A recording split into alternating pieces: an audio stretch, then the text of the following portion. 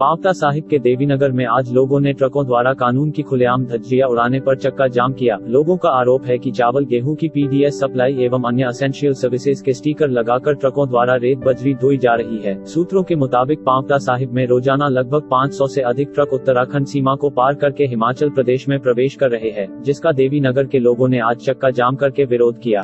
ज्ञात हो, इस समय कोरोना वायरस को लेकर लोगों में पहले से ही भय का माहौल है और स्थानीय लोग सोशल डिस्टेंस मेंटेन कर रहे हैं, तो वही उत्तराखंड से रोजाना लगभग 500 ट्रक कैसे दाखिल हो रहे हैं। लोगों का कहना है कि ट्रक में सवार लोग जो हिमाचल में प्रवेश कर रहे हैं, उन लोगों से यहां संक्रमण का खतरा फैलने की ज्यादा संभावना है। इस मौके पर व्यापार मंडल के अध्यक्ष निंदर सिंह नौटी ने कहा कि यदि दुकानदारों में ओड इवन का फॉर्मूला लगाया गया है और सोशल डिस्टेंसिंग की पालना कराई जा रही है, तो क्या कारण है कि रोज 500 ट्रक मात्र रेत बजरी ढोकर हिमाचल की सीमा में प्रवेश कर रहे हैं और बाहर जा रहे हैं। वहीं उन्होंने यह भी आरोप लगाया कि ट्रक सवारों की न तो कोई चेकिंग हो रही है, न ही किसी स्टैंडर्ड प्रोसीजर को अमल में लाया जा रहा है। उन्होंने कहा कि रोजाना सिर्फ 70 से 80 ट्रक को ही चलने की वैध अनुमति है, तो सवाल यह उठता है कि सीमा पर तैनात पुलिस जवानों की नाक के नीचे से इतने ट्रक हिमाचल में कैसे प्रवेश कर रहे हैं।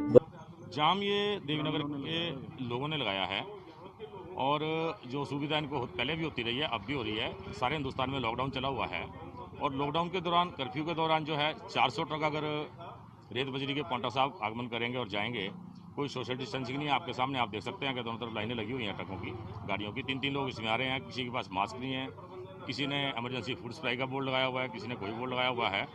और मैं इन लोगों की समस्या से सहमत हूँ और मैं इनके पूरी दिल से इनके साथ हूँ और मैं चाहूँगा प्रशासन से कि इस पर अगर लॉकडाउन को कामयाब बनाना है तो इन ट्रकों को जो है तुरंत बंद किया जाए। सरकार इसमें विशेष रूप से ध्यान दे। आम लोगों को, जनमानस को हम लॉकडाउन तभी कामयाब बना सकते हैं अगर ये इस प्रकार से यहाँ पे इनोसेंट ट्रैफिक की नहीं होगी। और इसके साथ साथ बहुत से लोग हमारे उत्तराखंड से जो हैं 5-10 किलोमीटर के एरिया से मजदूर के रूप में दुकानदारों के पास, फैक्ट्रियों में और घरों की मजदूरी करने यहाँ पे रहते हैं।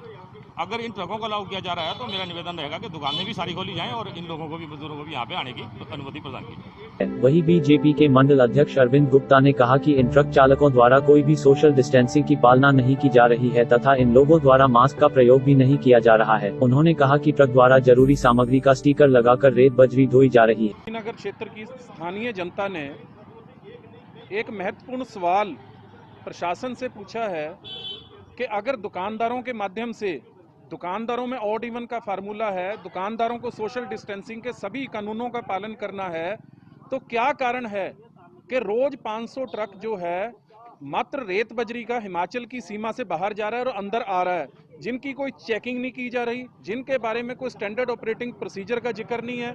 और जहां तक हमको मालूम चला है कि इसमें सिर्फ 70-80 वाहन जो हैं उनको चलने की वैध परमिशन है।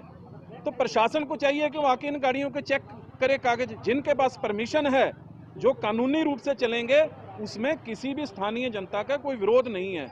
लेकिन जो कानून को तोड़कर, कानून की धज्जियां उड़ा के गाड़ियां चलेंगी, लोगों को परेशानी हो रही है, लोगों का इस रास्ते पर चलना मुश्किल है, उन लोगों के लिए इन पर कोई कार्रवाई जरूर होनी चाहिए। अब सवाल यह उठता है कि सीमावर्ती क्षेत्रों से मजदूर या दुकान पर काम करने वाले कर्मचारियों का अन्य राज्यों की सीमा पार कर हिमाचल में प्रवेश वर्जित है, तो फिर इतनी बड़ी संख्या में इन ट्रकों को कैसे आने दिया जा रहा है। वही जाम के बाद पांवटा पुलिस के हाथ पांव फूलने लगे, लिहाजा पांवटा पुलिस के एसएचओ संजय शर्मा ने मौके पर पहुंचकर लोगों को समझाया और आश्वासन दिया कि आगे से यहां पर केवल 75 गाड़ियां ही आएगी, यदि इससे ज्यादा आई तो पुलिस प्रशासन सख्त कार्रवाई करेगा। डलहौजी हलचल के लिए पांवटा से डॉक्टर प्रखर गुप्ता की रिपोर्ट।